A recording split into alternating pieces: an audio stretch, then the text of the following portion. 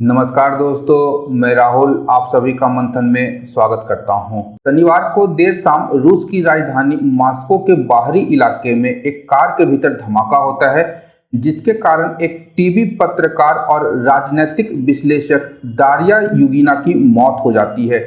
इस बम विस्फोट में मरने वाली युवा महिला पत्रकार दारिया युगीना रूस के राष्ट्रपति व्लादिमीर पुतिन के दिमाग कहे जाने वाले अलेक्जेंडर दुगिन की पुत्री थी।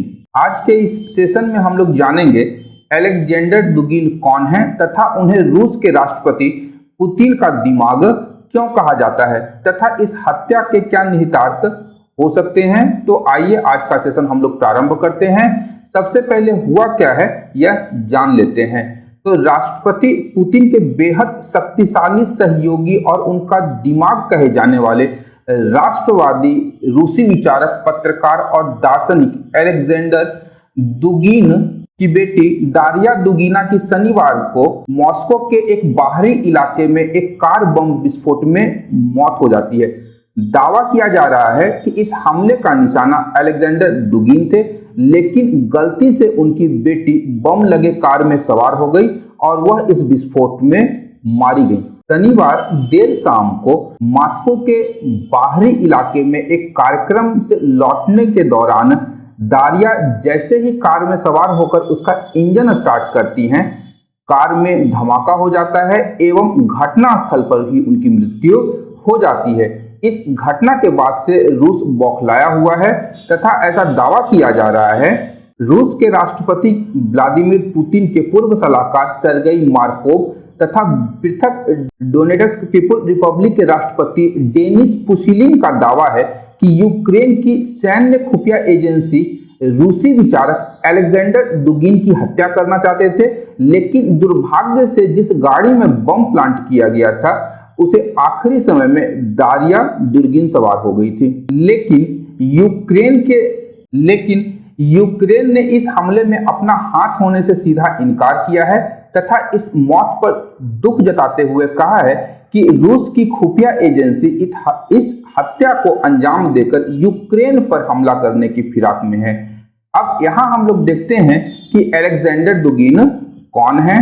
तो अलेक्जेंडर दुगिन का जो जन्म है वह मॉस्को में सोवियत सैन्य खुफिया अधिकारी गेली अलेक्जेंड्रोविच दुगिन के घर हुआ था।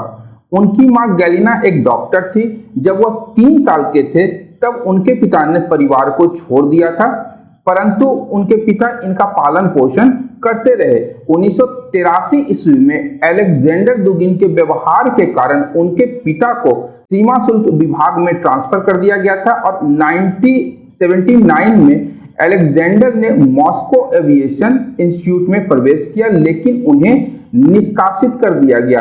बाद में उन्होंने एक स्ट्रीट क्लीनर के रूप में काम करना प्रारंभ किया, परंतु कुछ विशेषज्ञों का दावा है कि वे रूस की खुफिया एजेंसी केजीबी के लिए काम करते थे। आखिर 60 वर्षीय दार्शनिक विचारक अलेक्जेंडर दुगिन को पुतिन का दिमाग क्यों कहा जाता है। तो अलेक्जेंडर दुगिन एक प्रभावशाली लेखक, राजनीतिक वक्ता, एक दार्शनिक विश्लेषक और धार्मिक विद्वान के रूप में अपनी पहचान रखते हैं। इनकी बुद्धिमत्ता और दूरदृष्टि के रूसी राष्ट्रपति व्लादिमीर पुतिन भी प्रभावित हैं। अलेक्जेंडर दुगिन को पुतिन का दिमाग या पुतिन का रास्पुतिन या पुतिन का दार्शनिक के नामों से रूस में संबोधित किया जाता है। विशेषज्ञों का मानना है कि वह अलेक्जेंडर दुगिन ही थे जिन्होंने यूक्रेन को रूसी केंद्रीकृत राज्य का प्रशासनिक क्षेत्र कहकर संबोधित किया था। उन्होंने यूक्रेन को नोवोरोसिया, नया रूस का नाम भी दिया है। अलेक्जेंडर को लेकर रूस में 2 तरह के विचार हैं। एक वर्ग उनकी विशिष्ट पहचान का समर्थक है, वहीं दूसरा वर्ग उन्हें बेहद सामान्य शख्स करार देता है जो किस्मत से चमकता हुआ सितारा बन गया है। परंतु कुछ पश्चिमी मीडिया रिपोर्ट्स में अलेक्जेंडर दुगिन को रूस की राजनीति का प्रतीकात्मक चेहरा माना जाता है। कहा जाता है कि यूक्रेन के साथ युद्ध के पीछे दुगिन की बड़ी भूमिका थी।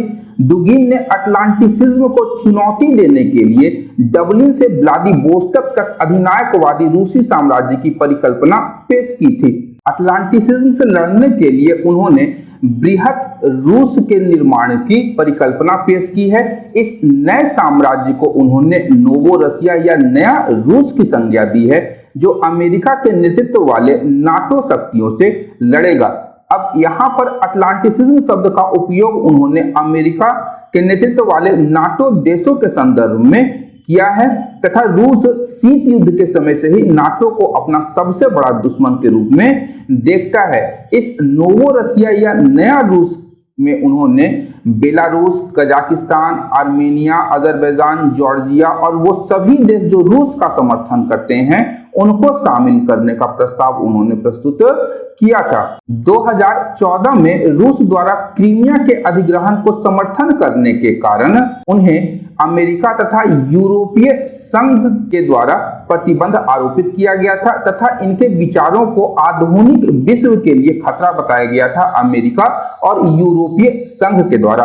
अलेक्जेंडर दुगिन ने 30 से अधिक पुस्तकों की रचना की है। इसमें फाउंडेशन ऑफ जियोपॉलिटिक्स और द फोर्थ पॉलिटिकल थ्योरी प्रमुख हैं।